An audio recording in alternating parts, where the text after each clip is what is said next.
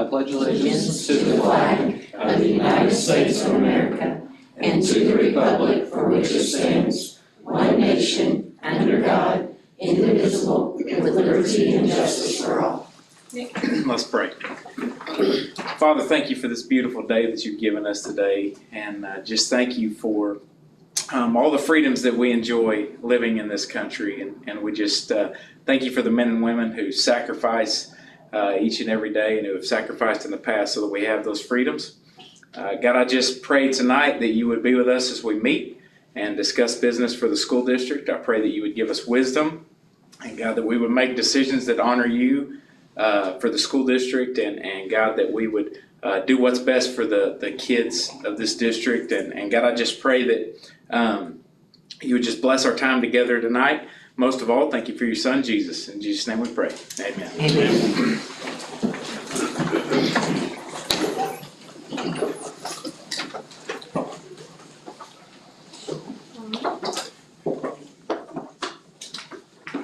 I'm going to call the March 11th, 2024 Huntsville Board of Education meeting to order.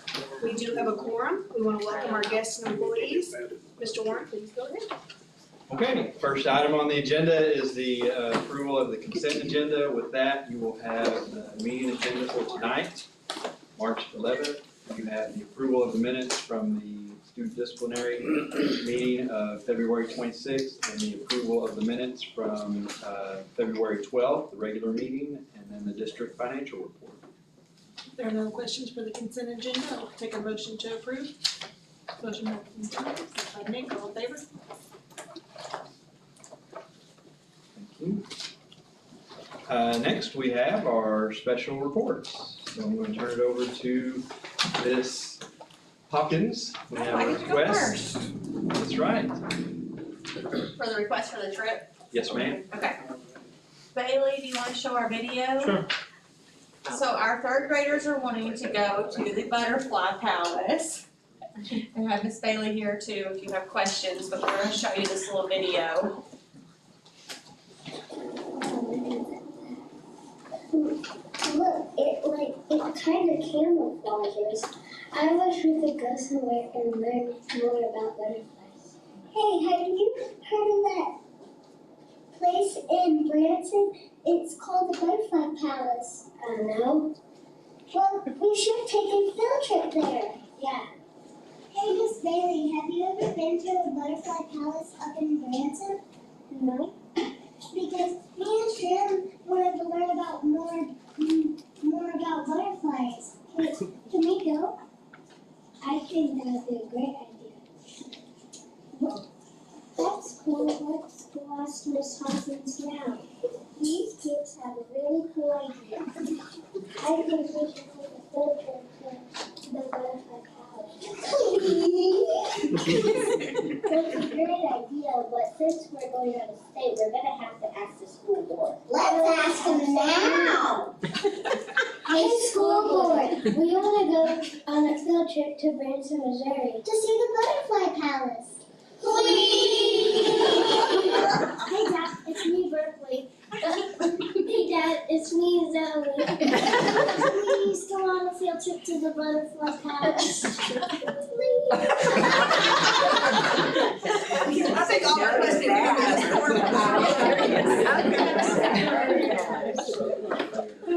So it'll be about $4 per student is what the students will pay, and then we have title funds to pay the rest and for transportation, so.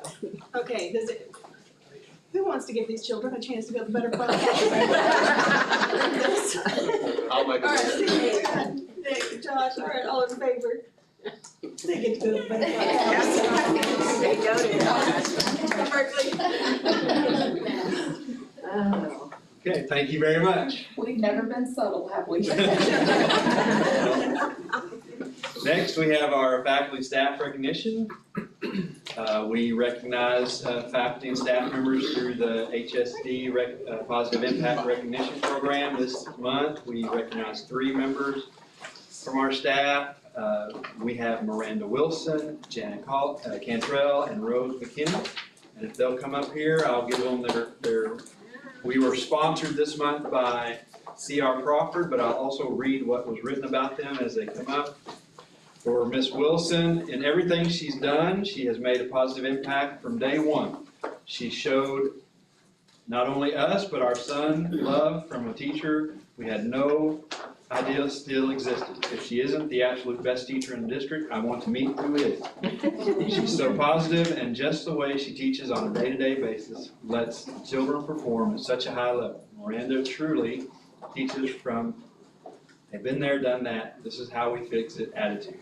It's not a mountain, it's a hill bump on the road. Let's correct it and rock on. Teacher mentality. Our son came home happy to do his homework because he wanted not only to make his parents happy, but also for Miss Wilson. Miranda made us feel in conversation with her so personable and truly made our little man feel that she was his mommy at school. Sure, teacher first, but that personable love was there, and it showed on a day-to-day basis, which in return got the best out of our young student. In closing, all I have to say is that if this district is full of Miss Wilsons, this district will truly fly like an eagle. She is the best.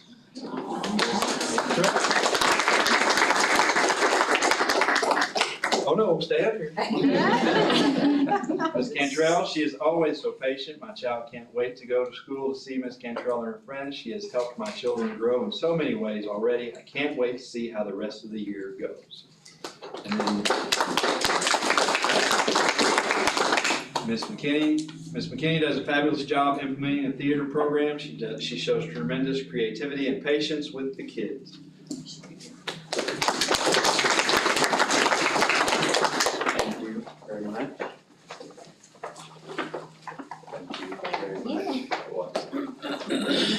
We will request a picture at some point. Somebody will have to jump up and grab it.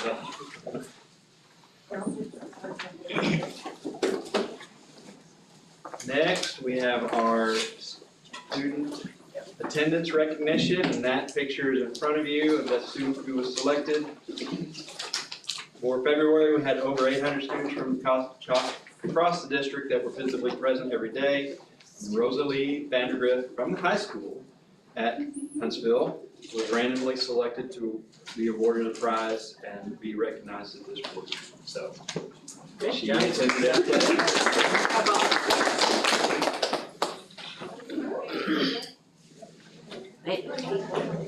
Out of what we have, 27, so like a third of the kids have never missed a day. That's awesome. Especially the way the flu and all them stomach bugs and stuff that's been going around. Well, that's for that month, so that's not collective for the year, but. Right, but even that, Still, that's that's really still a good lot. for a month, yeah. And it was a full month, we barely took a day off, you know. Last is the student achievement report, and we're going to update our school improvement plans. Last year we did this at this time, and what we decided to do is during the admin rotation, we'll go to that, but Matt, I didn't know if you had something else to add to it during that time. Okay, making sure. Okay, so next, then going on to section 4 with the superintendent reports.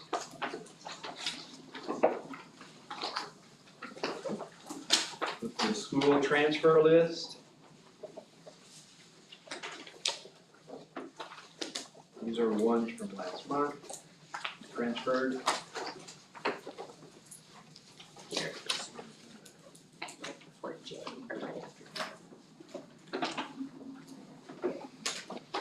It says that superintendent reports, but there's nothing in. Oh, next, fill up one more. In front of you. Then in tab B is the financial projection report.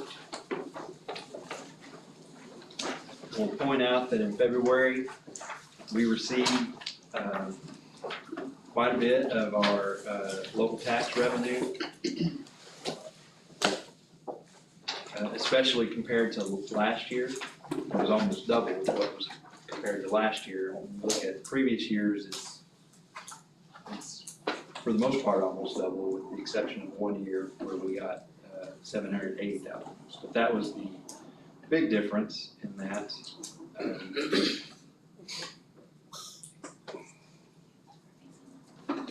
And as compared to January, we did not have we paid, in January, we paid our bond payment.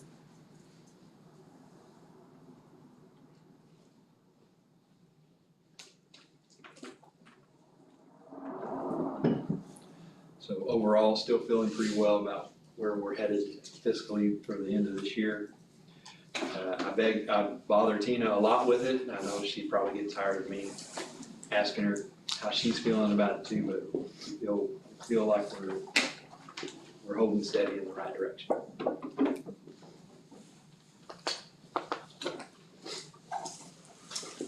And then our enrollment report. It did go down again this past month from the month previous. So on that first page, I think it's your first page in that tab, or excuse me, after the second page, I should say, is the enrollment report narrative. And tried to show on the notable changes where students were, and then at the high school, kind of asked Ms. Enix to give us a little breakdown of where those students might have gone or what might have happened to them, so you see that there.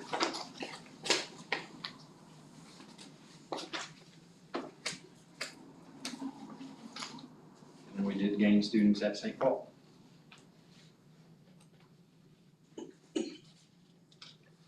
And do we get credit on our report card for the GED attainers? If they completed, I do believe we do.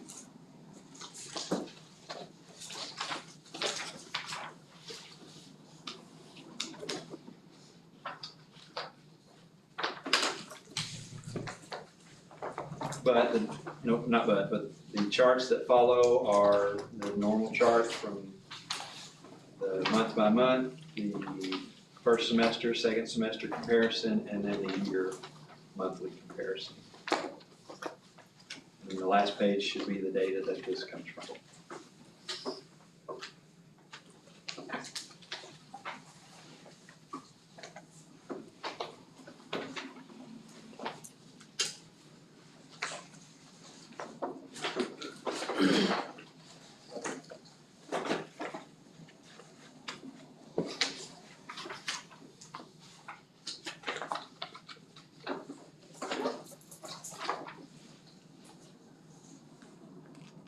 We are getting close to the time frame where we can start to sort of predict what our 3-quarter daily average will be, which is how we're funded next year on our foundation funding. They use that number to tell you how much you're going to get per month and that. Just looking at it right now, I think we'll be up from last year, but we probably won't have the big jump like we did last year. Last year we went from 2230-ish, I think, to 2257, and this year, we're gonna step out there and say it's probably gonna be 2260, somewhere right in there, so.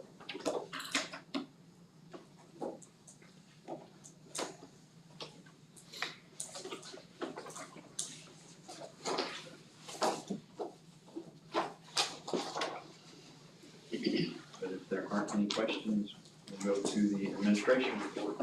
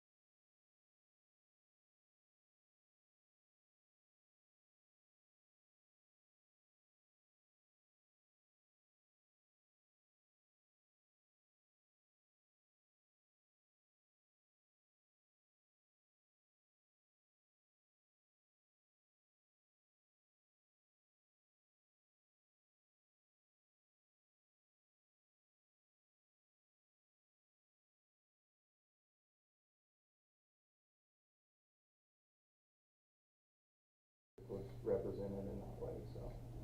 But yeah, career fairs and talking to kids, so that's all I've been doing. That's all. I really don't have all I know, we're getting ready to, knock out some projects over spring break next week, but other than that, we're just trucking along, getting ready for summer. Let me ask you a question, David. Okay. If cell goes down, or computer or anything goes down, do we still have a landline where the schools can communicate, or something like the other day, the cell phones were screwed up or Sure. something? Do we still have a landline hooked up I mean, somewhere? that's a good question. We do still have a couple of pot lines, I mean, traditional lines. Not that we have a phone that can plug into them. Right. But we do have, with our type of phone system, we're able to call internally even if the phone, like even if there is no cell service, we're still able to call internally and we're still able to, as long as Madison County's still up, we're still able to use our, 738 numbers to get out and people can call in and that Even kind of with a stuff. power outage or something? Yeah, so that's the nice thing about how we're set up is, we have generators that provide, backup power to our network racks. So as long as our network racks are on, we have Wi-Fi, we have cameras, we have access control, we have phones. Awesome. So they may not have lights in the classroom, but they have internet and phones, so. Thank you. Yeah. That's what the kids care about anyway. That's what it is. So. Alright, so Integrity Group has finally figured it, finalized their lighting package. They got all the lights in, they basically handed their badges and their keys back in on that today. We've been in talks with them about the water conservation, I've got some questions out to her, we're gonna work through some problems, and we should have a timeline on that here before too long. But other than that, we're just kinda starting to get geared up for summertime, trying to get the principals and everybody's want list and prioritize it and see what we can get done over the summer for them this summer with the kids out of school. And we were changing out doors, right? At the primary? Yeah. Yes, we've got that completed. And what do we do with the old doors? We have them stored at the shop right now. Oh, okay. So we can recycle and get. They're pretty much trash. No, I don't mean to use as doors, but like, are they metal? Are they? No, they're wood. They're hollow core door. Okay, Hollow core wood doors. okay. Well, I finished up the administrative review and the procurement reviews. Everything. I have had USDA coming through observing how we do our point of sale in the cafeterias, and he should be finished with his last cafeteria tomorrow.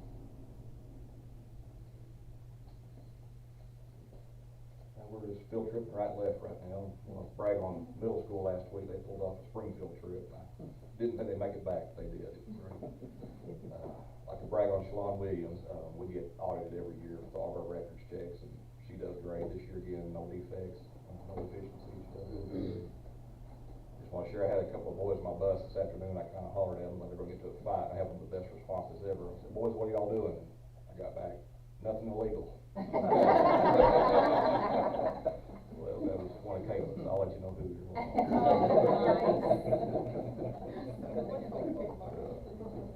That's all I got. First off, I want to thank you guys for working with us to host the regional tournament for St. Paul up here. It was a busy week, but it went extremely well. The first night there, the executive director from the AAA, Lance Taylor, was there, and our arena and our facilities and all the volunteers really impressed him. Matter of fact, this past week, and I'll touch on this a little bit, I was at the Arkansas High School Athletic Administrators Association Conference. That's a bunch of letters and words, but I was there this past week, and he actually spoke to all the athletic directors that were there and mentioned us specifically about how we did such a good job, and the smaller schools were thrilled to play an arena like we have, and so that was kind of cool to be sitting there and hear him say that. And I spoke with him by email today, and he told me to let him know a week before and remind him before the 4A state volleyball tournament, and he was sure to come back and see them. So thank y'all.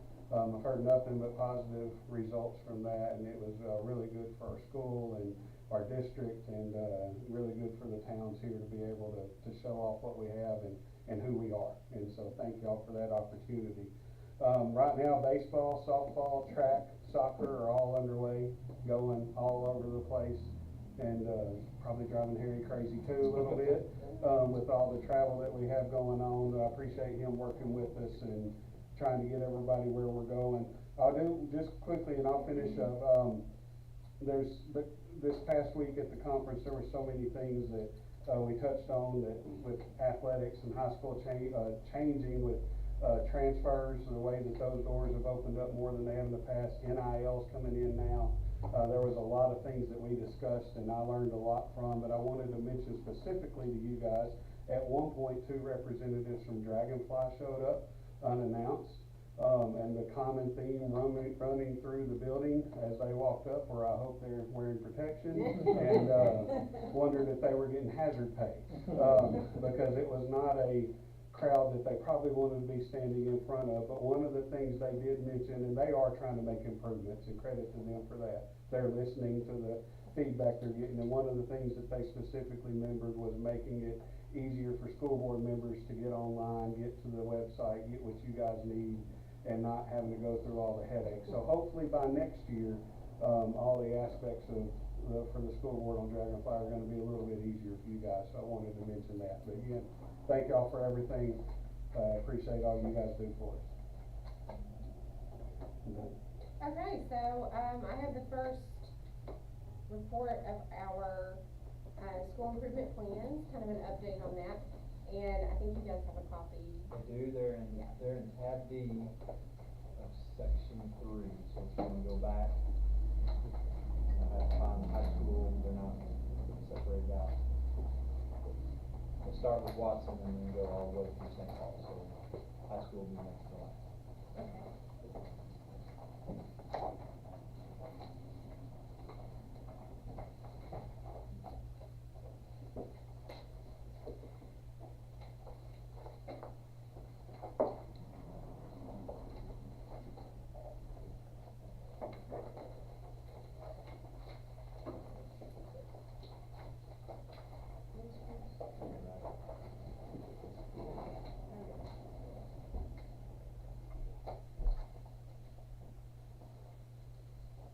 Okay, so our first goal is that all school personnel work effectively and equitably with diverse students by setting and obtaining measurable goals.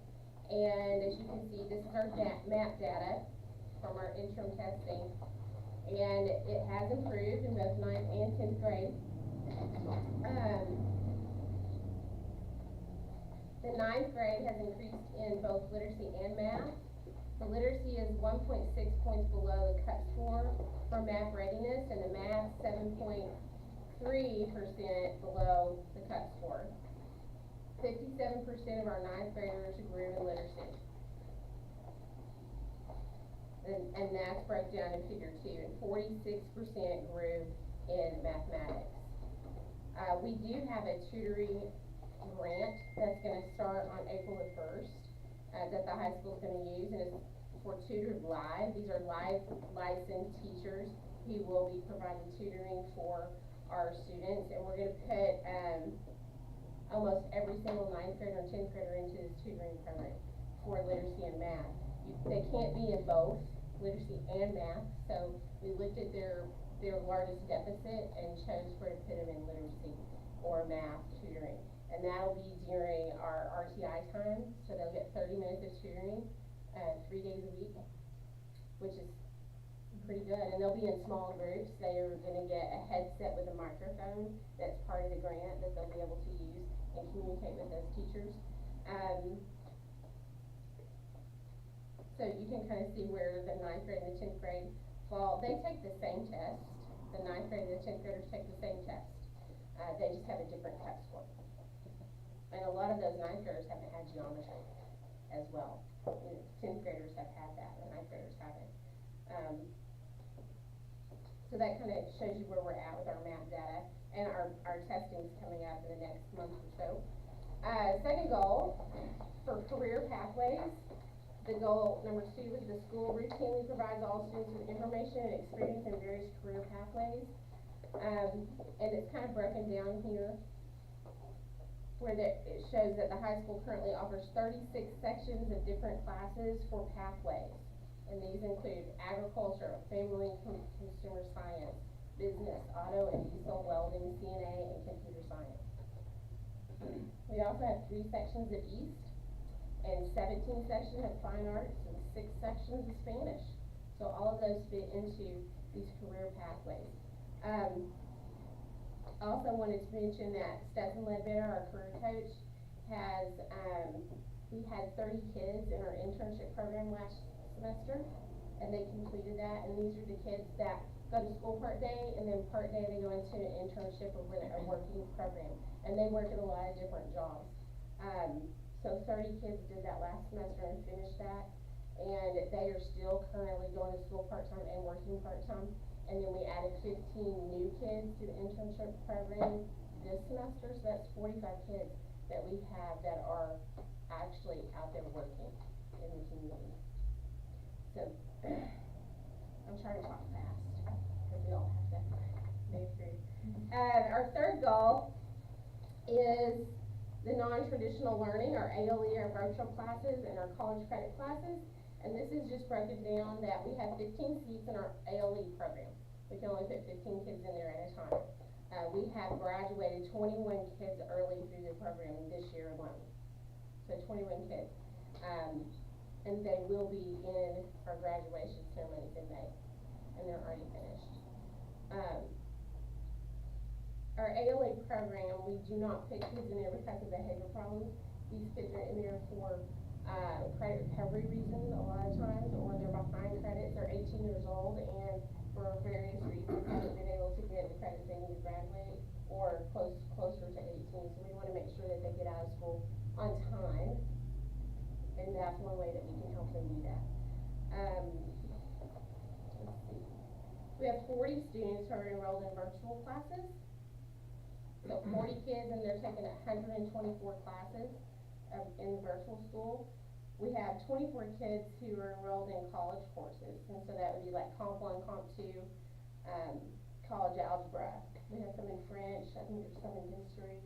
They've taken a lot of different courses through North Arc. We cooperate with North Arc.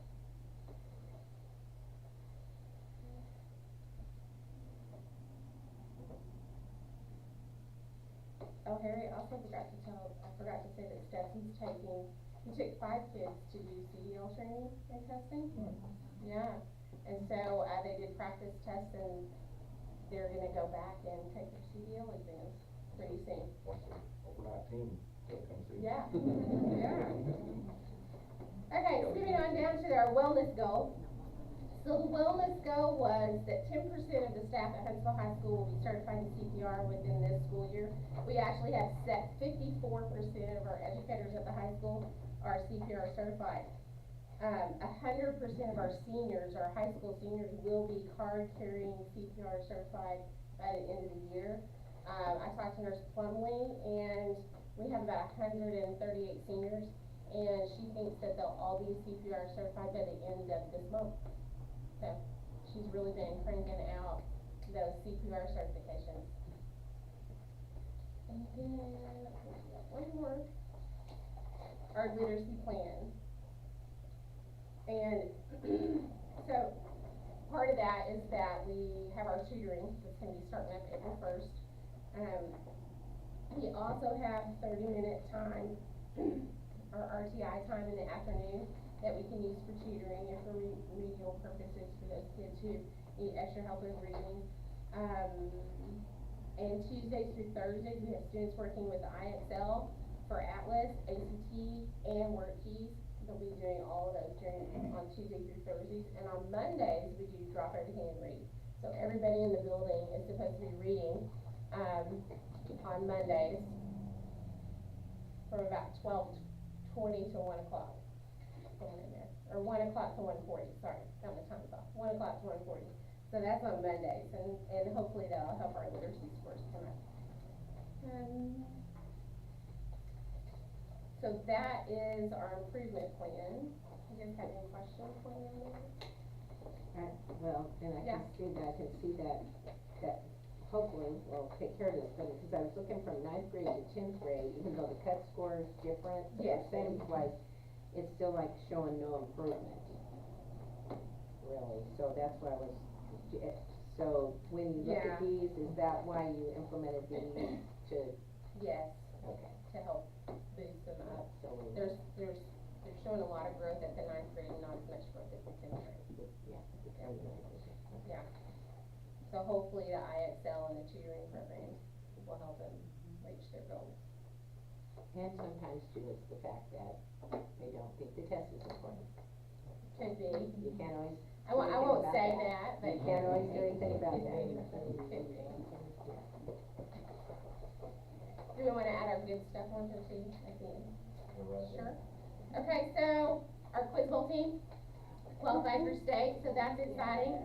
And they're gonna be going to Arkadelphia next month. Let's see, I thought I wrote a little bit. How many years is this now? It's awesome. And we had 2 that were selected all-stars, Logan Shoemaker and Wyatt Dickey. And then Logan was the tournament MVP. So, yeah, we're pretty excited about our quiz bowl team. And there was only 4 all-stars, right? Yeah, And 4 we took 2 all-stars in and, this spot. yeah, half of them were stars. The advanced choir went to regional choral assessment today, and I checked with Miss Williams, and they got all superior ratings across the board, which is the highest score that they can get. And they're advancing to state concert assessment next month.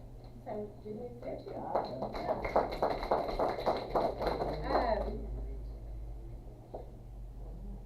Our Skills USA car show is March 30th. And I think there's some people back here that can answer some questions about that. You have any So questions? the welding team is making all the trophies. Last year with the first car show, those older people love those trophies, so we're doing that. We're doing a drive to get all the junk that we can find to weld up trophies. Awesome. Also, our Skills USA firefighter competition is April 11th, and then the entire Skills USA conference is going to be the 15th through 16th. So that's a really big deal for us.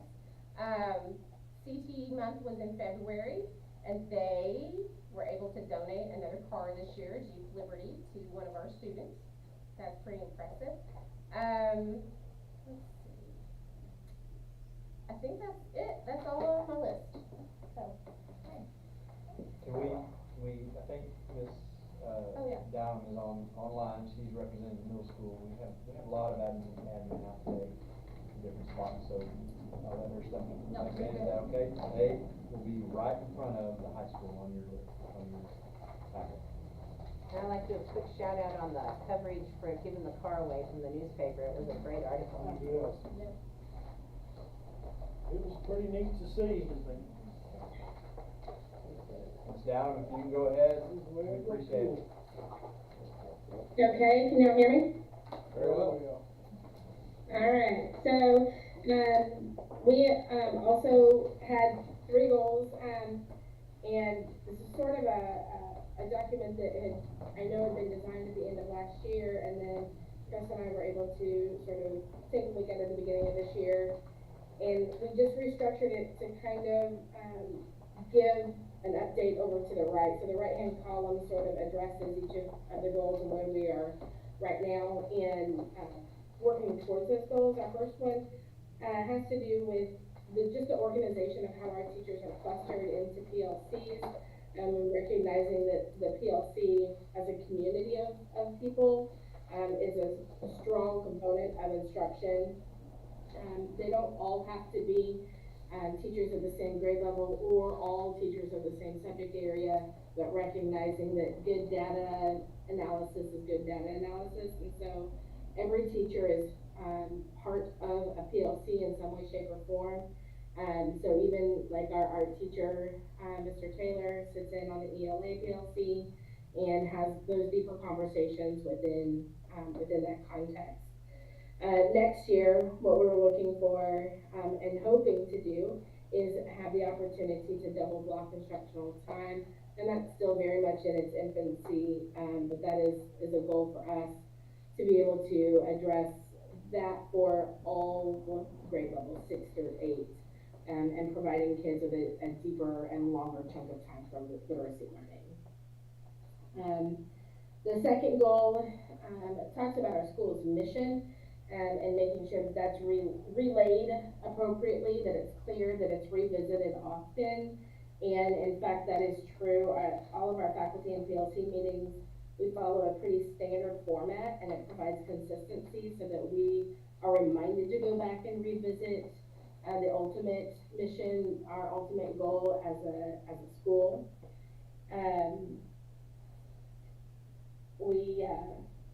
I think Mr. Johnson does an excellent job of making sure that we sort of live and breathe that mission on the daily. He brings it back into conversation frequently where he can, as do many people on the faculty. It does tie to our school behavior matrix, something that we created as a result of my time at Thrive right at the very beginning of the school year. And having that as a guideline, I think, has been able to connect our students and our faculty to one another.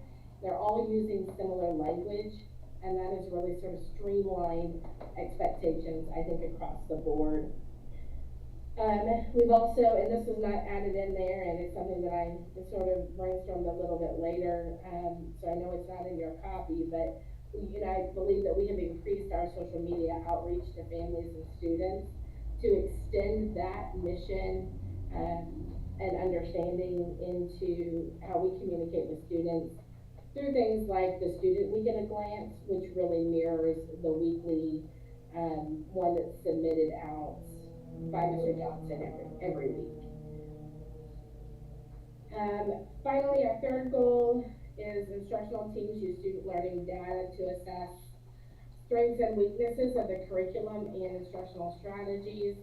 And I mentioned already that we work closely in PLCs. That data is taken from CFAs, which are common formative assessments, as well as map data to provide and design areas of strengths and weaknesses. Student instruction is designed as a result of that data, and our TI is provided 3 days a week through our advisory class, and that is programmed based on the results of current data and teacher feedback.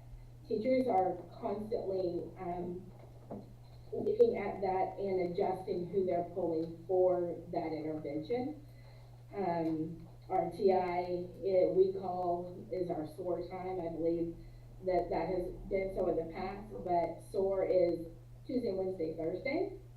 And for students who have been selected by teachers to receive an intervention, would then be small group, 8 to 12 kids in their intervention groups.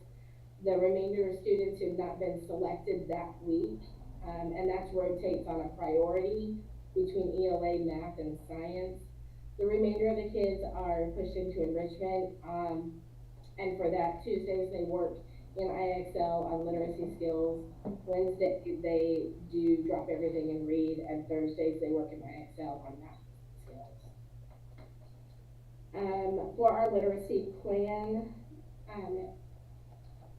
originally it was that teachers are using the science of reading, focusing on 5 areas of reading instruction.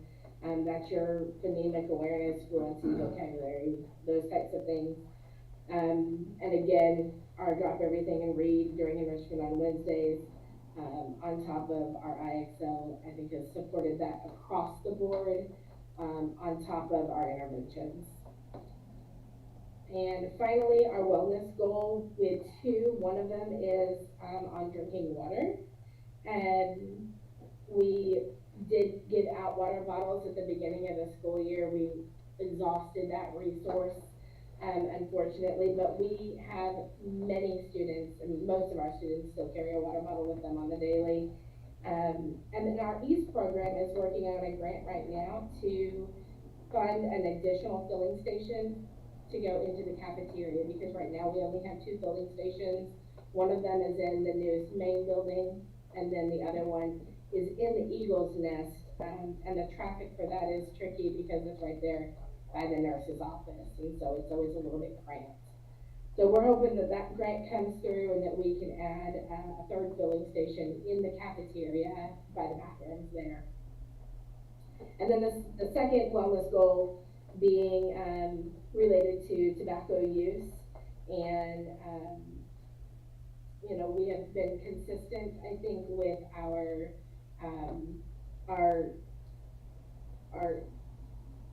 discipline related to tobacco.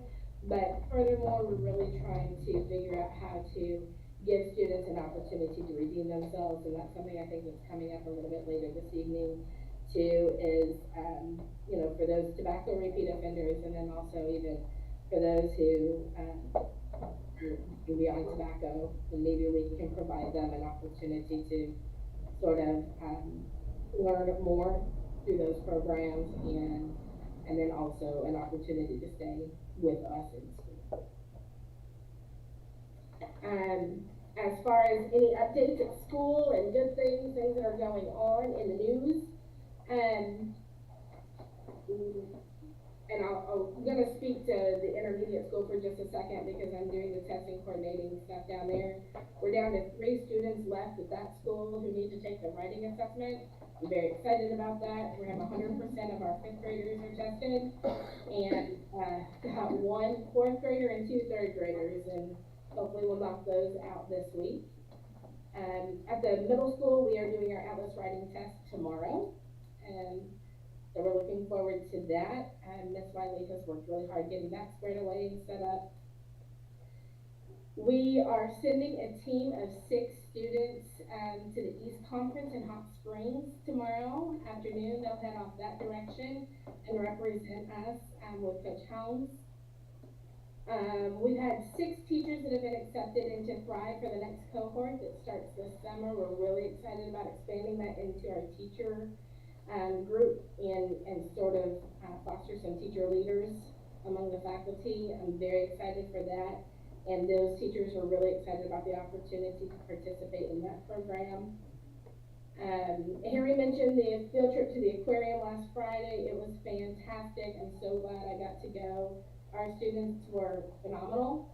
I got so many compliments from the from the staff at the aquarium, and right off the bat, great comments about how the organization and how patient our kids are being, even though it's cold and rainy outside. And I think that's it for us. I just want to say how excited I am to see that you're creating the double block again. I just know how successful that was in bringing our scores up. That's when we were double blocked, we were top 20, top 10 in the state. So I'm super excited to see that come back, and I hope that the district will support you in every which way they can to get that to happen. Thank you. I'm very excited for, you know, we may have to do a little bit of creative scheduling, but I'm sure that there are enough brains in the room to make that work and figure out how to get that to our kiddos.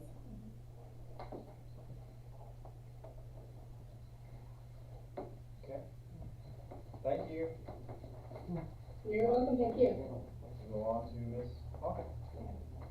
So one of our goals was. I'm sorry. This is the one right in front of the middle school. So you go backwards here. So one of our goals was to teach using our high quality instructional materials, which is our HMH curriculum with Fidelity, to increase literacy scores. So we are following HMH with Fidelity. Teachers turn in weekly lesson plans that I check. Each grade level plans together weekly. And then of course we have our PLCs where we collaborate more, and we do the test evaluations to be in the rooms to make sure that's happening. A second goal, I have sub goals listed there, but it kind of falls under the same realm. Goal 2, all teachers will participate in weekly PLCs. They will bring student data to guide instruction. We have our PLCs every Monday. The teachers come in with their CFAs scored. We group the students on that Monday. We do drop everything and read. That way the teachers can be prepared to start on that Tuesday. So 4 days a week we spend, we call it win time, what I need, and we do a 2-week math focus, and then we rotate and do a 2-week literacy focus, and do RTI time. We look at data constantly, we look at our CFAs, we track it with exit assessments, all in a WIN spreadsheet, and then we also look at our map data, STAR scores, Acadian scores, so we're looking at all kinds of data points continuously. A third goal was we want to continue to strengthen and develop our culture and climate and increase student engagement. So for staff, we have a culture committee, we have a staff shout out board, I go around with a woot woot wagon, treats for teachers. For students, we do positive principal referrals, and they get to eat lunch with me once a month, and then Shannon puts their pictures in the paper. And then we do Gotcha Being Good tickets, and we draw out, at our Eagle rallies for students that have Gotcha Being Good tickets, and they get a prize. Teachers are working with students to track individual goals. So our mindset this year was just growth in general. So we do things like glow parties, extra recess, stuff like that to celebrate those growths. And then on the student engagement piece, Judy, from the co-op literacy specialist, and Jenny is the science specialist, has been working with us throughout PLCs, and our teachers are recording themselves and using like a reflection sheet to determine student engagement and ways we can improve those in those areas. So I think that's all on that part. And then just things going on in our building. Shout out to Sarah. Yes, we did our Atlas test and she's been phenomenal. We do have just 3 students left, so we're excited about that. Our students enjoyed glow parties from their growth on their math test. That was fun. We had our VIP snowball dance on March 1st, and we had about 250 people in attendance. So the kiddos were all dressed up and danced the night away, and it was super fun and cute. On March 4th, we had our 5th grade winter celebration, and on the 7th, we had our 3rd grade Susicle. Miss Phillips and the students did wonderful on those. We have our 4th grade one coming up. Last week was Read Across America Week, so Miss Morgan had lots of activities planned. They had dress-up days, guest readers. We went over to primary and read with her kiddos. They had a 2-liter bottle character challenge, so the kids had lots of fun doing all those things. This week we're giving the ELPA 21 test. The 14th will be our 3rd grade wax museum, and 4th grade will have their music program that evening. And we have our Eagle Rally on the 15th. So, lots of busy things going on. When you do the attendance, do we know which school has like the best attendance for that time slot? I mean, yes, I can, it does pull it by, the report pulls it by number, by name. It would be easier to report it as percentage, because it'll just be a total number. Well, I was just wondering, because the intermediate is doing a lot of positive reinforcement, and I'm just wondering if we could maybe look attendance-wise at just getting them here. Now, of course, they're more of a captive audience than high schoolers, but at the same time, it would be interesting to see if they're getting a increase in attendance with all this positive reinforcement. Good job. Good job, all of intermediate. I don't have much. It's just that time of year where we're trying to scale back all the spending just so we can wind down and get through the end of the year and get everything balanced and cleaned up. And so it's going to get real busy real quick. So anyway, we're just trying to wind things down a little bit. Well, I've got the normal stuff, the special education testing and budgets, but something new and exciting that Liz talked about was the high impact tutoring grant. So we received that. It was a really short window for us to be able to apply and then get that, and it's a pilot year. So the state is looking to see how that goes to determine whether or not funding will be continued for that. And so the principals and I got together, and those that were interested in doing it, and so primary is doing it, intermediate is doing it, with just a few students at each campus so they can kind of see how it goes. And then a larger group of students at the high school. And so we had a large list of vendors to choose from. The tutoring has to take place during the school day, and of course can't interfere with their core instruction. And we're fortunate that all of our schools have some sort of a win time or something, you know, whatever, different schools call it different things already in their schedules. So that made it a lot easier for us to be able to jump on board with this. We looked through that list of vendors, and one of the things that was really important to us was that they are certified teachers, because we want to make sure that that short amount of time that our kids are involved in this tutoring, that it's going to be, you know, really high quality curriculum, but also that those teachers have the ability to make those good decisions right when they need to, you know, time and place. So anyway, we're really excited about that. They have a very robust assessment system that comes along with it. They'll have somebody here on site, and they're not an Arkansas company, but they'll have somebody here on site on the day that we start the program, so that they can help with any kind of, you know, troubleshooting, any kind of issues. I've just been really, really impressed with the organization and layout of this company. It's called Tutored by Teachers. And they do incentives and things for the kids for attendance, and like they have all of this built into their system. So we're really excited to see how this plays out this year. And then I really feel like the state, I mean, they're indicating that it's going to be a continued grant program for us, that, you know, anybody that wishes to apply. So we're really excited to see the results of that. And then next year, you know, we can get more kids involved. This year was just such a short time for us to kind of make that decision and make those moves, that everybody wasn't really comfortable with doing that with large groups. But I think it's great that we can be involved, even if it's little pieces here and there. And then the principals that chose not to participate this year can also come and see how it's going, and they can kind of get a feel for the program so that they can make informed decisions next year. So this is an online, and so will this be one student to one teacher? It'll be no more than 1 to 4. So they'll have one teacher, 4 students. Some groups will be smaller. It'll just depend on the content area and the times and all of that, but no more than 4 kids. So yeah, we're really excited about that. I don't have anything like these ladies all did, but a highlight that we have is I have a class with intermediate that is an involved class. They have been sponsored by a local Sunday school class to go to the Elysium, and they are going to be doing some specialized sensory activities just for them to come. So they're pretty excited. And then a different Sunday school class decided not to be up by them, so they're going to buy them pizza. So they're pretty, that's going to be fun to go to that. Personally, I've been doing lots of training, refresher, and some new information for Title IX, which is so fun.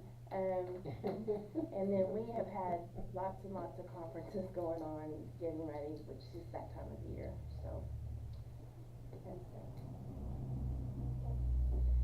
All right, well, my literacy goal, or my school improvement plan, and I just want to say, if you prefer, I don't know, I tried to lay it out the best that I could, and so if I don't answer any questions that you may have, please reach out and I'll clarify, you know, the best that I can. But just to kind of start off, our big overall literacy goal is first and foremost in our plan. And our goal is to increase the percentage of students reading on what they determine grade level, which would be the 41st percentile or higher in math. Is kind of what the state grades us on, as determined by our assessments. So at the beginning, or at the middle of the year testing, we have the great disadvantage this year of testing right after we came back from Christmas break. That was a lot of snow and then a lot of illness in it. Not that I'm an excuse maker, but it was just hard to get everybody tested. I mean, it was like as soon as they came back, they're throwing a Chromebook in front of them saying, okay, we've got to get you to take this test. Not that I think that's the answer to this, but we did see a dip in our mid-year scores. It's not uncommon for us. MAPS, as you probably have heard us say, is a normed reference test, and so it doesn't match up always with the pacing that we do within our curriculum. We also adjusted our pacing this year because of the new state standards that came out last summer, and so we knew it's more of a gauge to where we are, and just looking deep into what was tested, how they performed on those skills, and making sure that we're making adjustments. We triangulate our data by using that and a cadence testing that Kayla's talked about.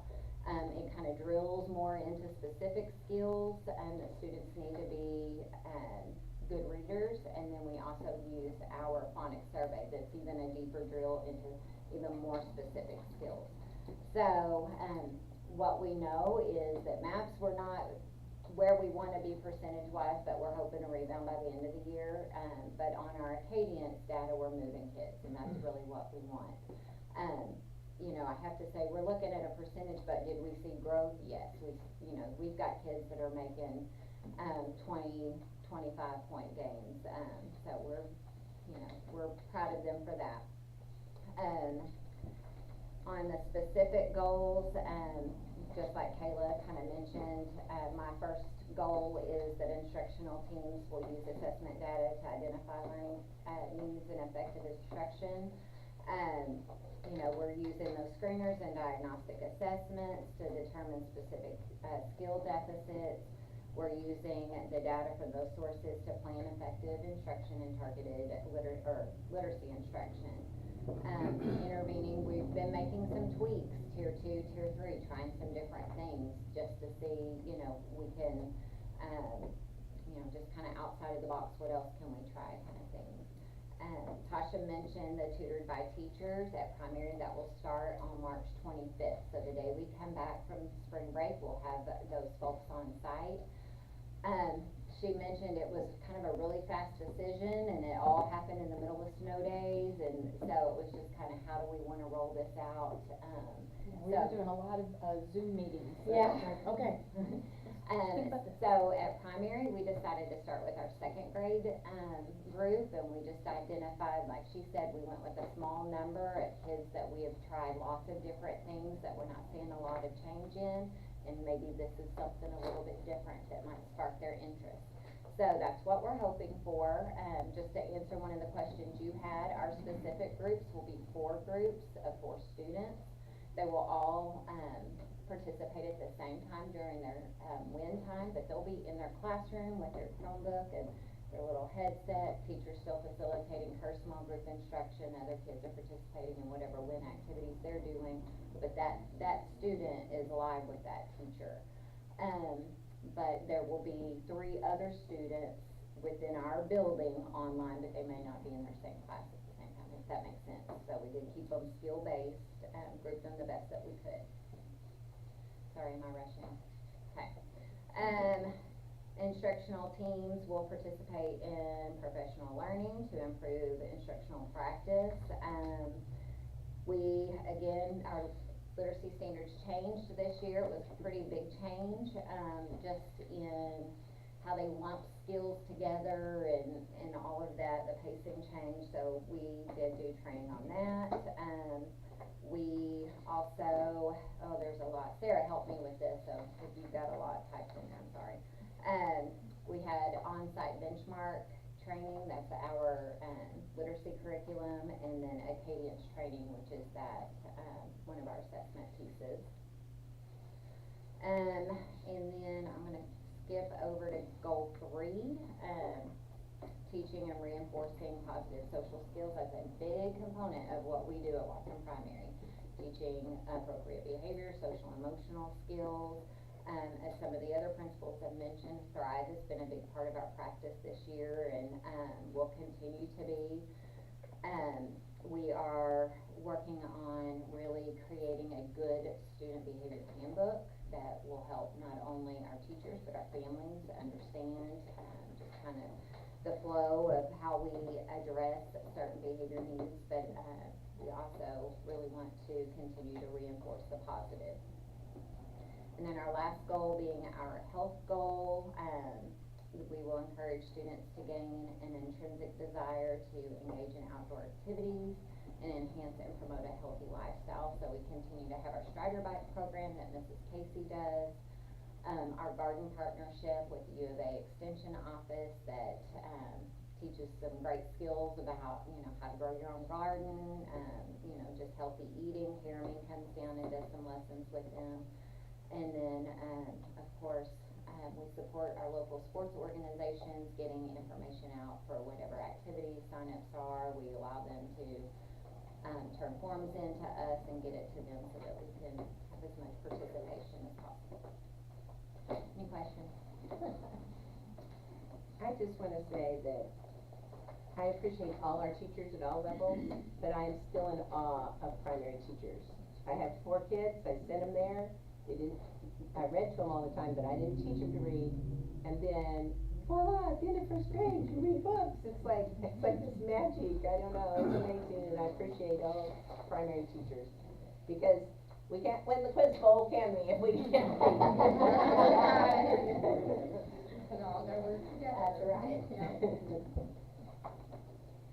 Well, I have the St. Paul campus, that is the very last segment, so it's right after the high school, if you want to flip back to it.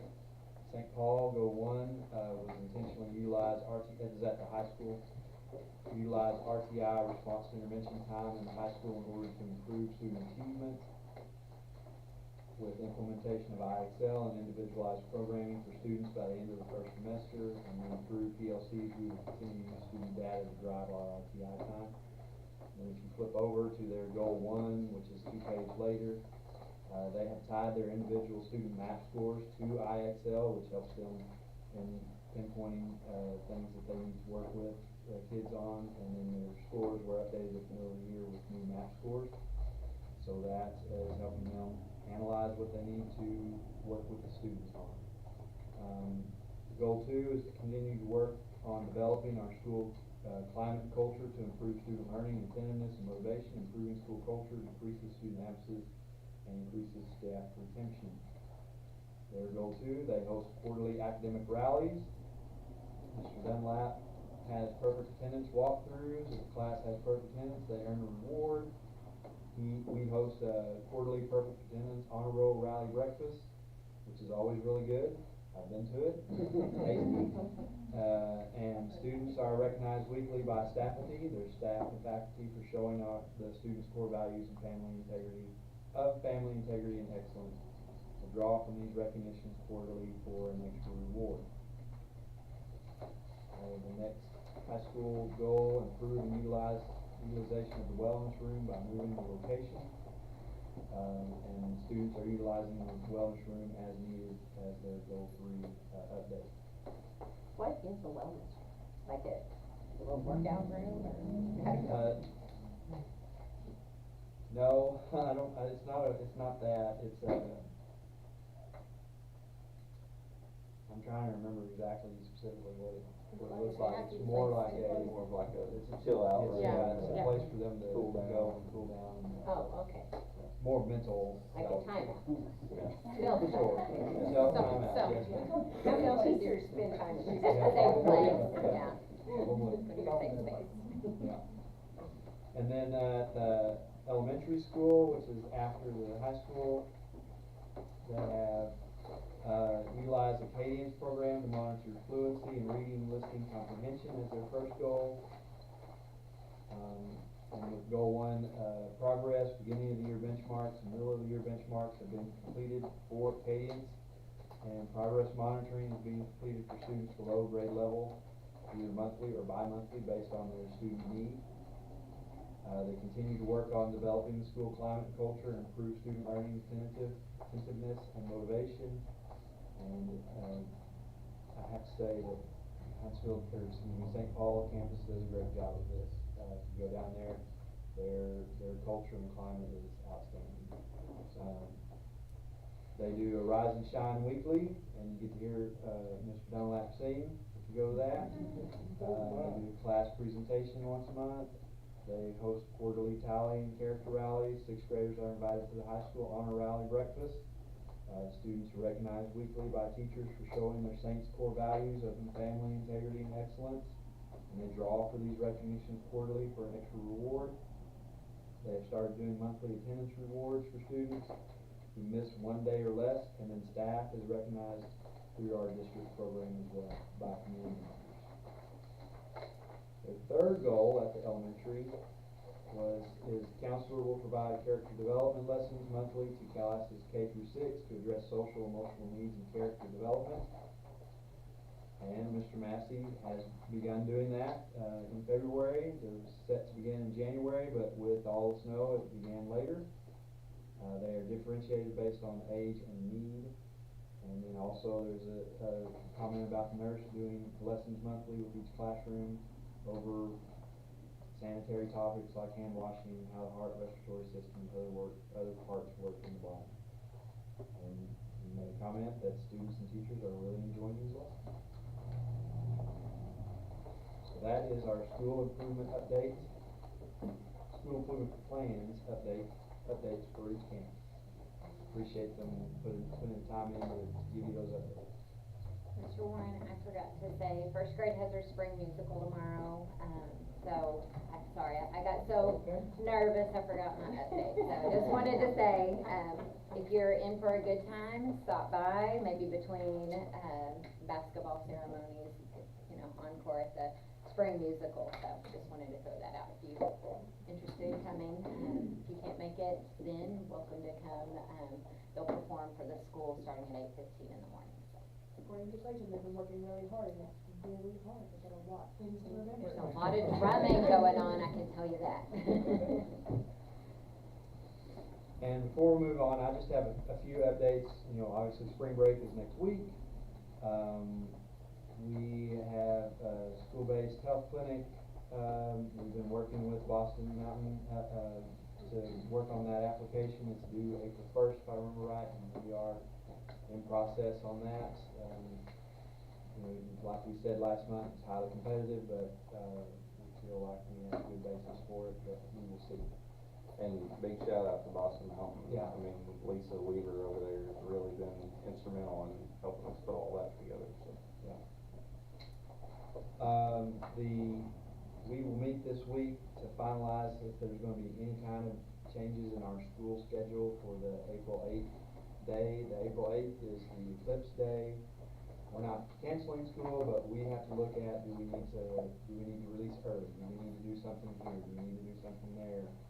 And we are meeting this week to finalize and make sure that we have everything in place. Gas, food, everything. They're talking about don't try to get deliveries the week before. If you talk to Greg Wheeler, I would suggest don't talk to him until we shouldn't be in school, honestly. Farmer's Almanac is coming Friday. Yeah, he's been praying for rain, I can tell you that.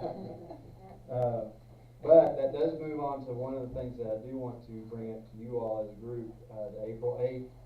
In preparing for that, I would like to move our board meeting from the April 8th, which is the second Monday of that month, to the next one, the April 15th. Because if there is something, and we're not planning on there being anything, but if there is something, we don't want to be trying to rush back to hold this meeting at that time. A lot of the things that we have been told is that it's not about during the time frame of the actual eclipse, it's about afterwards and traffic. And imagine everybody leaving a eclipse concert from Russellville trying to come around. So if everybody's agreeable to that, we would like to move the board meeting to the next week. And we'll send out notifications like we need to for that. And do we have glasses? We do, and we're getting them from the co-op as well. I think Missy said March 15th, they're going to be ready as a co-op, so we'll pick them up then. Good deal. Big deal. Well, they're saying 1.5 to 3 million extra people in The ones in the break Arkansas. time, So they have like granite out spots on the football field for Yes. people that camp out on. Yeah. And it's a big deal, and we're on the fringe of it, in this area. NASA is going to be, stationed in Russellville. There, from what we've been told, it's interstate traffic will stop. I appreciate everybody's views, Well, Greg is doomsday if you talk to him. Yeah. He he's great, but it's, according to him, there is potential of some big issues. Cell phone service not working like it should have, and being able to communicate is gonna be tough, and, I remember when there wasn't cell phones, it ain't gonna bother me. yeah. Might be nice. Well, we will make sure that everything that we have is prepared and ready to go, and, you know, if we do decide to make some decision as far as school closures, not closure, sorry, but releasing early, we will make sure that, A, we are able to facilitate doing something here in regards to it, you know, our students, but, if we need to leave early as soon as it's over, we'll do that. We are finalizing that plan this week. You all go? And we will stick to it, rain or shine, I can say that. The amount of people they expect in the surrounding areas, not necessarily Madison County, but the traffic, issues and the fuel issues and the cell phone issues and like basic necessities that we don't have, like our infrastructure here isn't really set up for the amount of people they anticipate being. I think I'll fill my boat up the day before and I'm not gonna fish. Ain't gonna be nobody on the lake, or I'm gonna be looking at these hills. I'm sure the gas prices will go right up, we need to get our gas right now. They wouldn't do that. No. Okay, that is all I have to. I'd like to go back, and Jennifer said she was nervous about giving a report. I have to brag on her, because last year I asked her tough questions. She didn't have the information then, but she got it to me immediately, and I have to say, somebody had asked me about it, and that they didn't think it was probably working. I was able to show them how your data showed that we were showing improvement, and so I really appreciate that. So you shouldn't have been here. You're fine. What's the worst you can do, say I'll find out? I know. I've heard really good things. I've seen Judy Fields and here a lot, and I've talked with teachers and stuff, and I've heard really good things, so I'm glad that we have a resource like that to come in and So are we help still gonna us. have that resource? Well, so the co-op was informed that they won't have funding for those literacy specialists next year, and which is disappointing for us, because you're exactly right. The I've co-op, talked with so many people that it's been. They've really supported us at every level, honestly, with those literacy specialists, and they've been great, so. Olivia. Losing that. Yeah. Yeah. Well, that's the whole state. No, don't mention it to Ms. Hawkins. Yeah. Give me a motion. Ms. Fields, Dr. She has Fields been has great. been instrumental in everything for us, so. I know, I've heard her name mentioned a lot. So. So we gotta utilize what we have, right? Yeah. For sure. One language. Okay, well, thank you all. Going on to new business, we have section 6, tab A, is approval of the Second Chance program. We have looked at some similar programs throughout the region mainly, but they're in place throughout the state as well. And we would like to propose this. It's not necessarily a policy change, it is something that we could just implement as an offer to parents, and then it would be put in as part of our handbooks next year. But we would like to retroactive it for this year. It would affect potentially 5. When we look at what we've gone through this year, it would potentially affect 5 students if they chose to utilize it. So, I'll answer any questions that you may have about it. It's just a second chance program for students who are looking at expulsion potentially for drugs or alcohol use on our campus.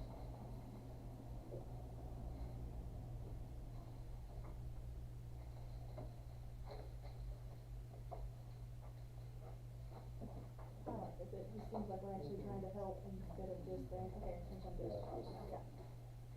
And it is very much optional, and we just would offer it to them. I mean, it is pretty stringent. I mean, it's got teeth to it. It's not, absolutely. So. I don't think a student that completes this is gonna come back ready to learn and be better for it. When we go to school while they're attending this, or is this an away from school program? They would be in school. This keeps them in school. They would serve their suspension, whatever that would be, and then they would be coming back to school, but having established these protocols, they would have submitted to revolve.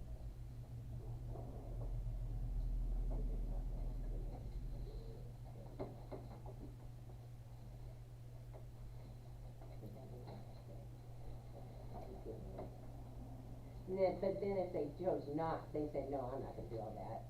Then it comes before us. It comes before us, in which they're not, if they're not gonna wanna do this, they're probably not gonna come. Very likely.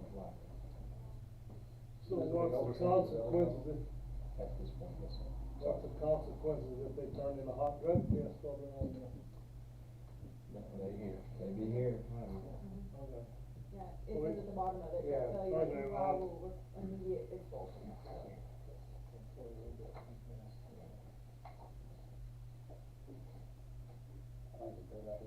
I like the point system too, like it's like very, you know what you're working on, and also it's not like you just fell off for one thing. That's correct.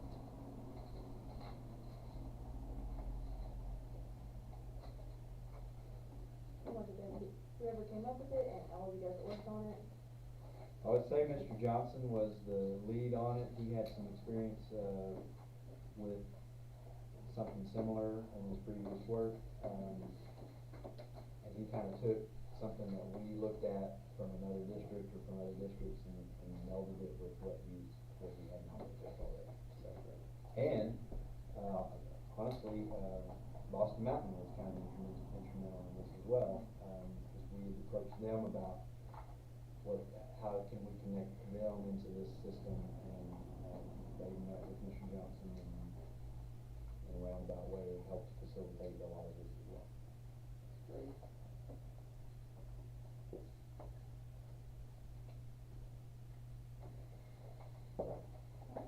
If there are no further questions regarding the Second Chance program, I will take a motion to approve. Motion by Josh, second by Nick, all in favor?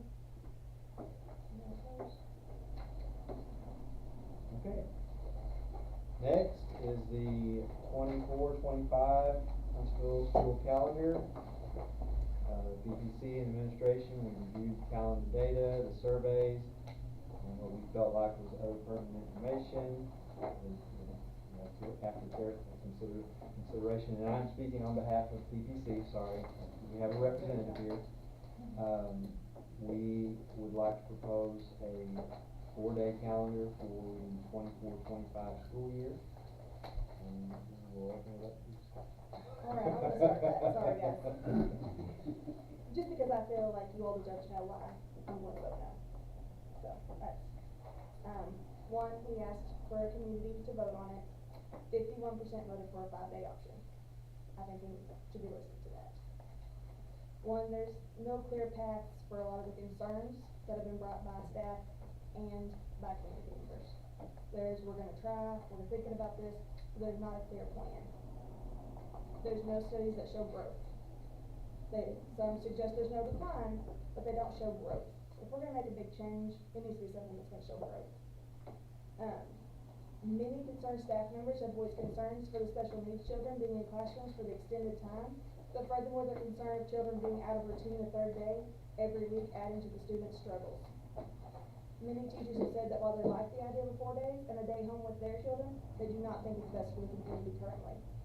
High school students have expressed concerns about having less time after school to work, and if they're involved with extracurricular activities, that time frame is even smaller. Business owners have said the same thing about getting people to come work for them, after school students to come work for them. Honestly, if we wanted something that was best for student growth, the continuous calendar would be the best option, because it's still just 178 days, broken up differently to where students are getting quality learning and better retention. So, that's my piece, sorry. Well, I'm for whatever majority wants. I don't have no horse in this race, and whatever the majority wants.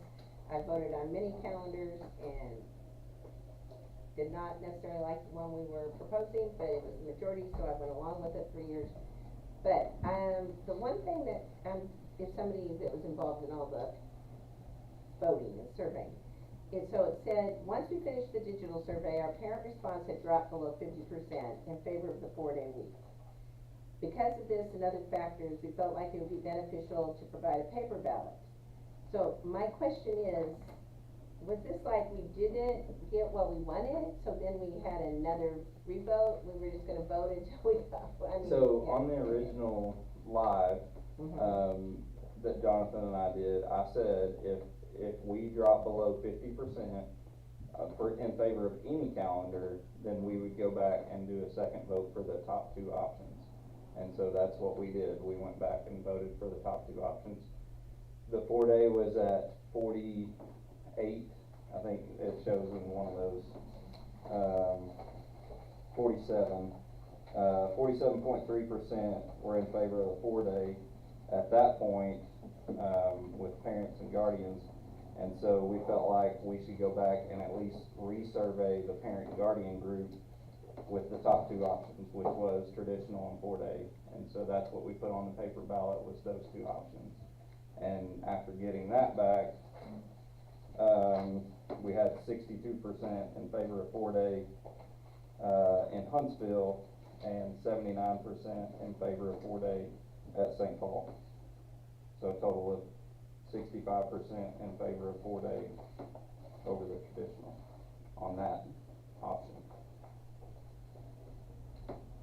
We were close to 1,000 votes on the computer versus. One of the issues that was brought up with the digital survey was that anybody with a Gmail account could fill it out, and which was true, and we didn't have any way of safeguarding that. And to be honest, the survey, I watched it probably every other day and looked at the way it was going, and it was trending about 65% in favor of 4-day up until about the last day or 2, and then it started to drop. And so I don't know, and that was after people started saying, well, anybody with a Gmail account can fill it out. So I felt like we needed a more secure option in the form of a paper ballot for people to come in and vote. And so that's what we offered. Then on the paper ballots, did they have to come to here and get one, or were they passed out at both schools? Or? So we had the option for St. Paul to vote at the St. Paul office, at the high school office. And then for Huntsville, they came here at the admin building, and they would get a paper ballot. Convenience them some after hours time for people that worked out? Yes, sir. Yeah, I stayed late till 7 o'clock 2 nights throughout that week to let people come in and vote. And they didn't, how many people voted on the paper ballots? I think I put it in there, 300 and... 22. Yeah, it says it on there. What did you say, 320 something? Yeah.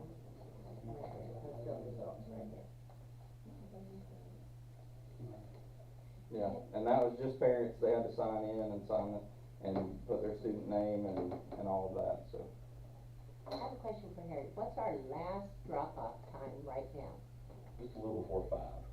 Just a little before 5. Are we gonna be able, if we went to a 4-day and we're not getting out till 4:30 and?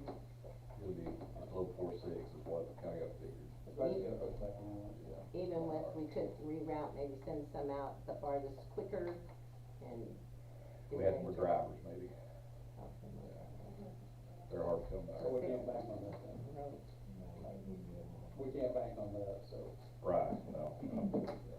Our biggest goal would be get everybody home before 6 instead of before 5 like it is now. What time does your earliest student get picked up in the morning?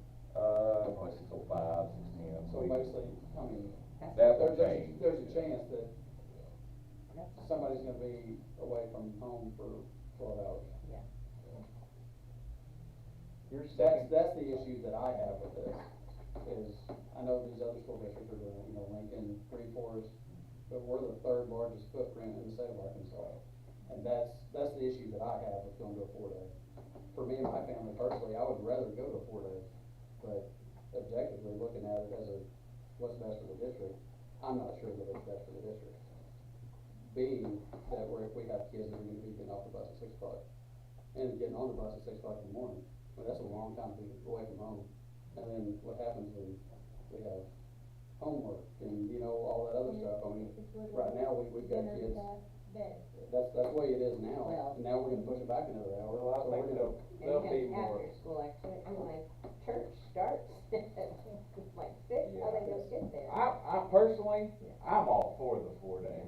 I think being in workplaces where I've had the opportunity to work 4 10-hour days, more gets accomplished in a long day, because there's less get ready time and more actual, you know, time working on whatever it is you're working on. I also think, and this is coming from my church side, I think it's a great opportunity for the churches in the community to use this Monday, maybe to start programs at the churches to help with what am I gonna do with my kids for this Monday when I gotta go to work, right? So I think there's opportunities there that any of you church folks that are listening to me can get on board with and help. So that's just my 2 cents on that. But I think overall, I think it will help the morale of the teachers, the administrators. I think it will help just the overall morale of the district. How much is it gonna save us in fuel a year? How about $1,500 a day is what we run? $1,500 a day? A day is what we burn. So, and we've got 178 days of school. Probably a little over 50 grand a year. Well, Just in you're fuel. 36 days not on the road, so 36. Okay. But before you start calculating, what we've heard, and I'm, you know, the second page of this part of the packet kind of lists out things that are beneficial potentially, things that, you know, obstacles to consider, pros and cons, other items, but what we've been told from districts that experience this is that, you know, don't count on like just thinking 20% savings on your transportation. That it doesn't work out that way, their experience, you know, whether you're running more shuttles or, you know, you're still going on athletic events on those days or whatever it may be. You don't bank on, because you think, oh, we're not running on this day, so therefore that we're not doing anything, but it doesn't just work out. I don't know, but you gotta look at the big picture too.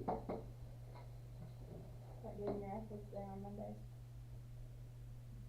Yeah, well, what are the coaches thinking about this? I have not had a coach tell me they were not for the 4-day yet. But are they? There's different options we can do. Varsity, we'll practice on Mondays, even if we're not in school. I mean, that's just, you can't take a day off. Depending on the sport, depending on, how things go, junior high kids might have that day off, might work out some way to try to come in. That's just depending on the sport. And so nothing is set in stone in that, but from every coach I've spoken to, they like the idea of a 4-day and think that, practices, they can make things work and work with the families on that Monday getting them there, so.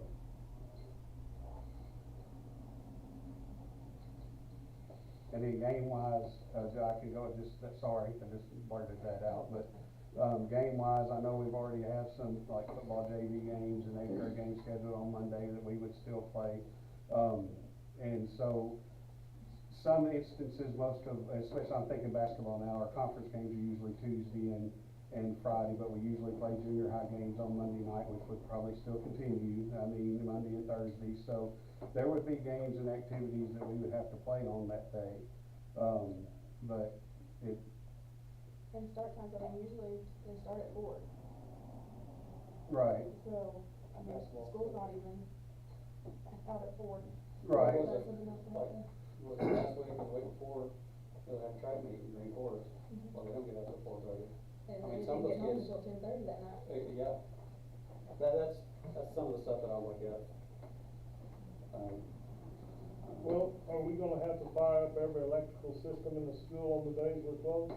I mean, if we don't have to do everything, that would be an electric bill savings, heat savings, I mean, you gotta think of all of this. Once again, it's one of those where, you know, the people who practice this basically warn against thinking that savings is automatic. And I'm not trying to poo-poo it, but what I think they found is that you have more staff that shows up, so therefore, you know, you can't keep elementary teachers away on a Monday, you know, when they don't have to be on go all the time. They might be planning instead of doing it on the weekend, they're gonna do it then. So then you've got, and I'm just using elementary as an example, I just know what, had to try and lock doors to keep them out of whack, before while we were waxing as an elementary principal. So, you know, just knowing that yes, there is that potential of savings, but I don't know that we can just expect it to be astronomical. So the cost ain't really nothing to figure in.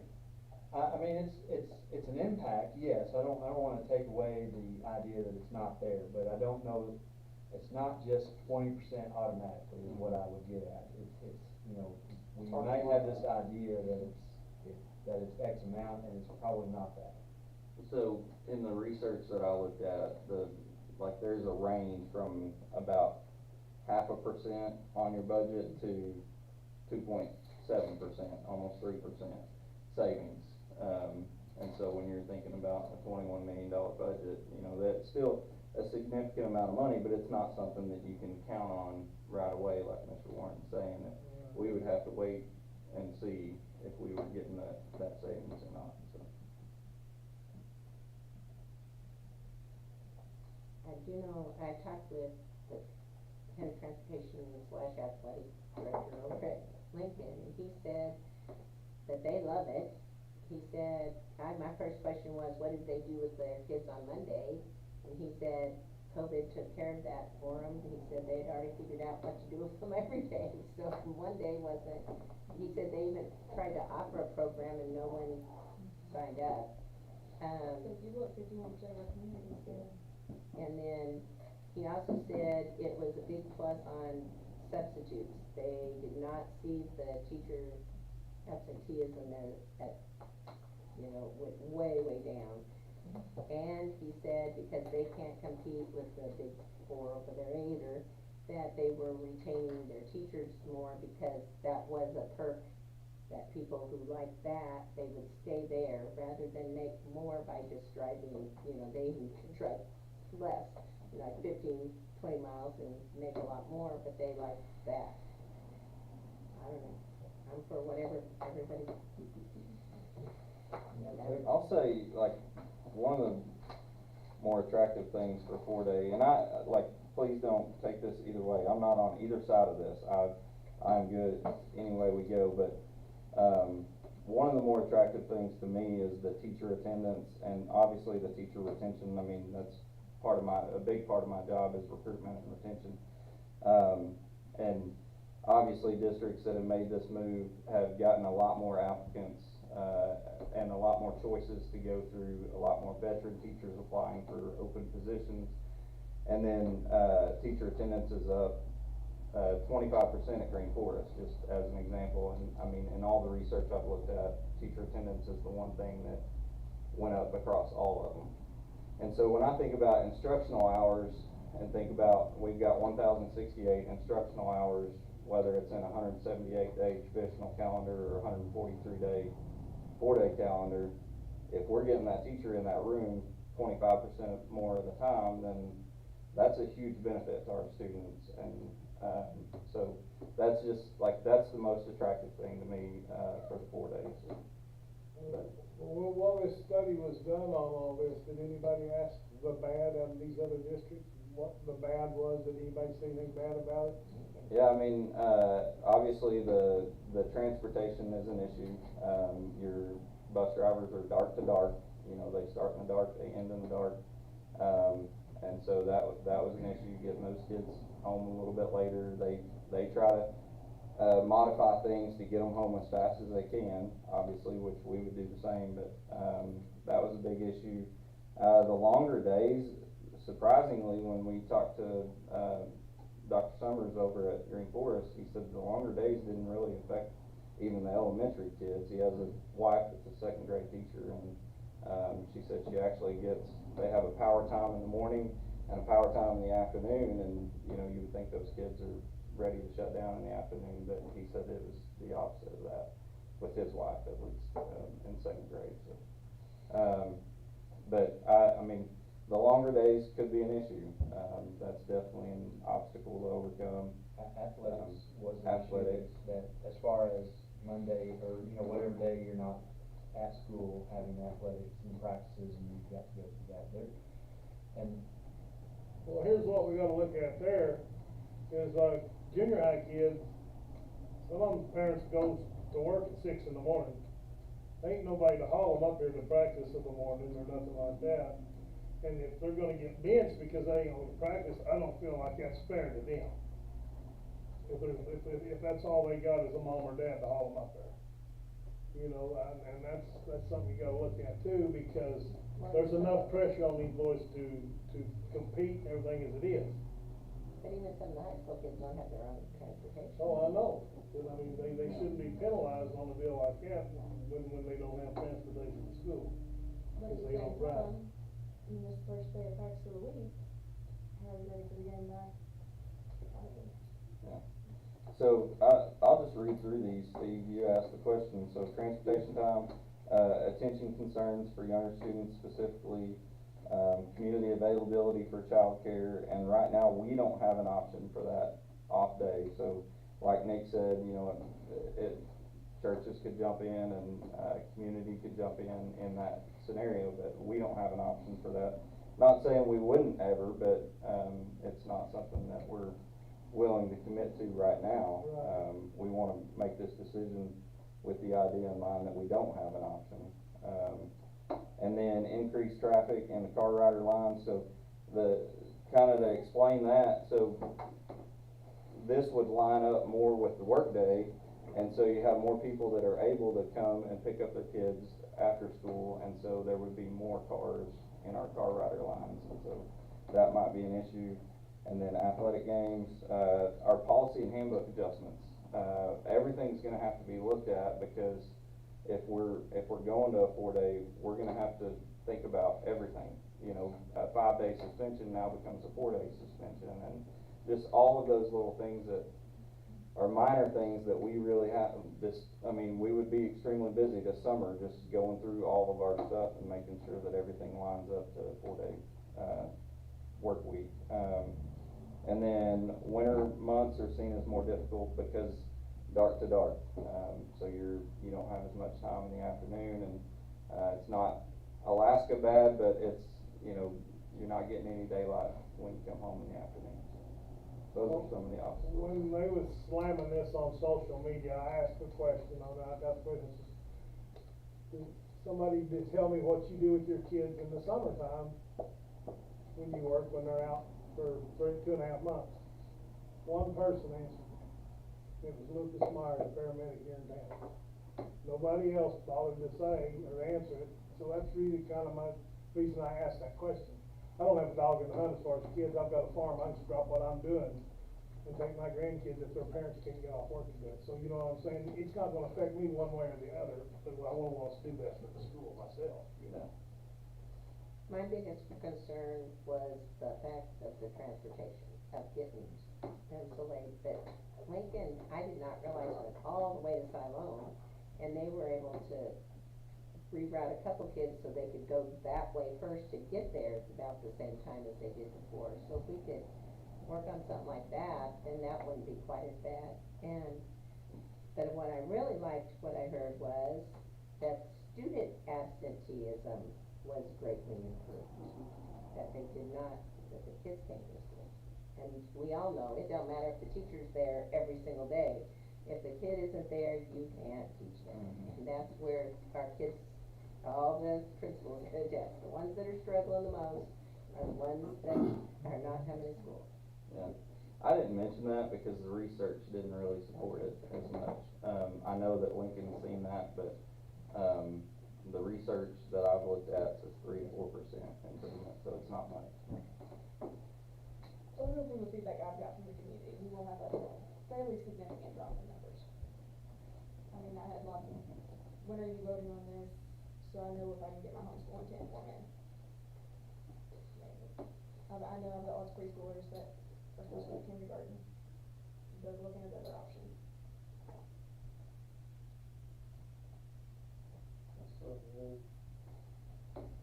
I just feel like it's just, you don't know till you try it. I mean, it's just one of those things. My thing is they're gonna homeschool their kid for 5 days as opposed to not having them at school on one day. It's the longer days and athletics. That is their issue with it. It's homeschool, they can be done in 2 or 3 hours. Yep, and still have the break. My concern is, you're sitting on there listening, and just talking about your numbers of 60 and 65% of this and that on the home paper. I'm just curious, have y'all as teachers, what's the teacher's percentage? Yeah, that's in there on that original survey. The staff calendar was 64% in favor of 4-day. Yeah, there was actually only 2.7% The teachers are the backbone, and I will have to go with what the teachers are asking.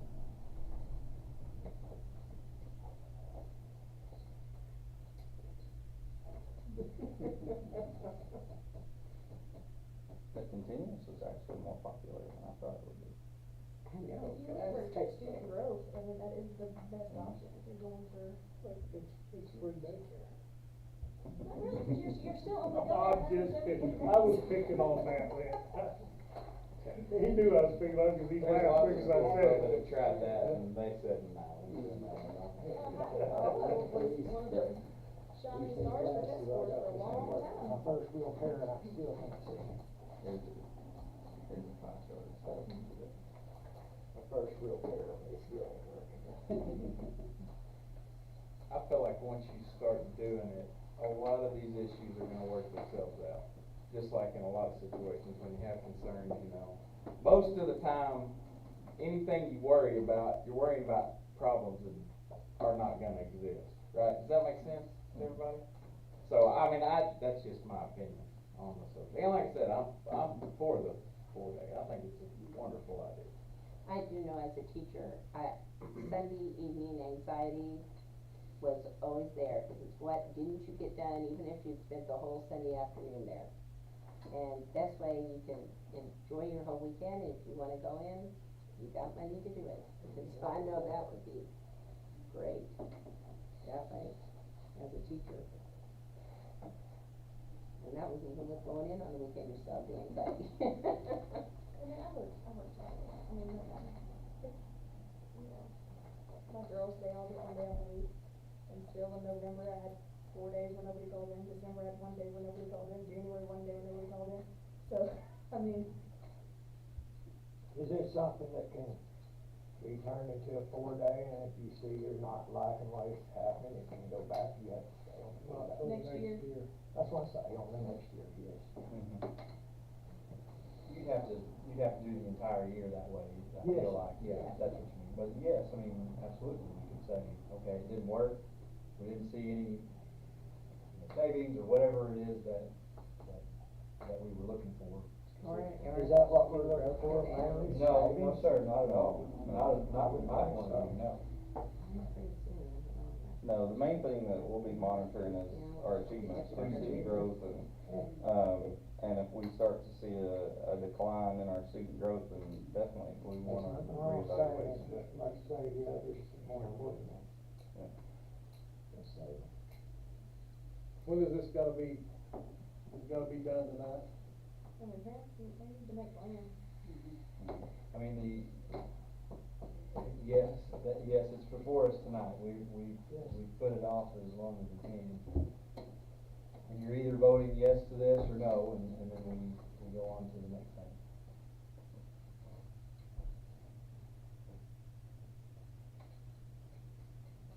If we're ready to take a vote, the motion is to approve. To approve a 4-day. 4-day calendar. Yeah, So if y'all want to, we'll get it. Y'all just let me know when you're ready. Get it going. I'll make a motion to approve the 4-day week, we can go from there. I'll second. All in favor? More discussion, say one. I'm on board with 4-day. All in favor of 4-day? Any opposed? That's good. strong reason. With the back. Okay, well, we'll get to work and get as much information as we can. And like you said, it's one of those things at the end of next year, we'll really look at, and see what it, how it's affecting our kids, how it affected numbers in our Like I say, district, and all those factors. You just don't know till you try. Yeah. We are gonna look for ways to routes and stuff, possibly, hopefully, fingers crossed. We will look at everything in the best interest of our students and try to do everything. Now, I'm not questioning, I don't want that to come off as questioning. No, you know. no, it's not. Yeah, and We know it's yeah, I just say like, not just that, with everything, we'll look for the best. Like for Coach Preston too, just encourage your coaches to, you know, especially with the younger kids, you know, make it times where parents can make it happen. Give them a chance. Yeah, for sure. Sure. Yeah. We won't let this be any reason why a kid can't participate. Yeah, for sure. Or be penalized. Or be.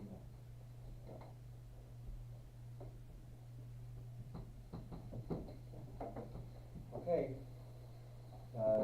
Tab C is, issuing a contract for certified in the 24-25 school year. I think Ms. Lambert wanted to go into executive to discuss the Employment.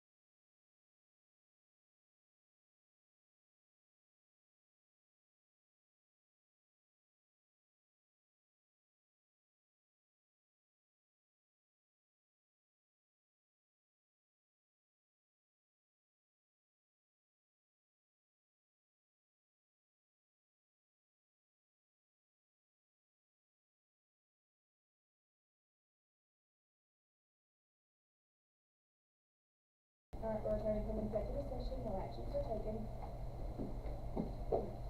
Mr. Ward? I would recommend we, proceed with the approval of issuing contracts to the certified staff that is listed in your packet. Are there any questions? If not, I'll take a motion to approve. Moved by Bobby, second by Nick, all in favor? Thank you very much. Moving on to personnel, resignations, hires, transfers, renewals. I would like to make one note, we need to add a certified person who I left off on accident, and that is Sean Cash. He was technically he's at the middle school, and there's a resignation from June 30th, 2024. If you'll make note of that in your packet. But everybody else is the same as listed. So can I get a recommendation? Josh, all in favor of personnel resignations? Thank you. Resignations. Roxanne Ingetz, high school principal, June 30th, 2024. It says pending board action at Berryville, but we do believe that has taken place tonight already. Sean Cash, Huntsville Middle School, June 30th, 2024. Classified resignations, Cassandra Collins, HMS nutrition worker, February 16th, 2024. Amanda Mays, Watson Primary building secretary, May 31st, 2024. Sabrina Rivera, HIS special education paraprofessional, January 29th, 2024. Brenda Morgan, St. Paul Elementary paraprofessional, retirement, June 1st, 2024. Mary Byers, St. Paul Elementary special education paraprofessional and transportation route driver, retirement, June 30th, 2024. Michael Roach, maintenance inventory specialist, June 30th, 2024. Sean Ellis, system administrator, technology department, June 30th, 2024. Hires: Bruce Dunlap, senior high, St. Paul head girls basketball coach. Mr. Dunlap will continue as principal as well, and that will begin July 1st, 2024. Transfers: classified Amanda Ramirez, Watson Primary Professional to Watson Primary Building Secretary, 200 days, July 1st, 2024. I was Carrie Byers' teacher, and she's retiring. She's been good for us, At least your guys aren't close to retiring. Alright, if that's all, we get a motion to adjourn. Alright, everybody. All in favor? Pick one. I'll give this one. All in favor? Thank you very much.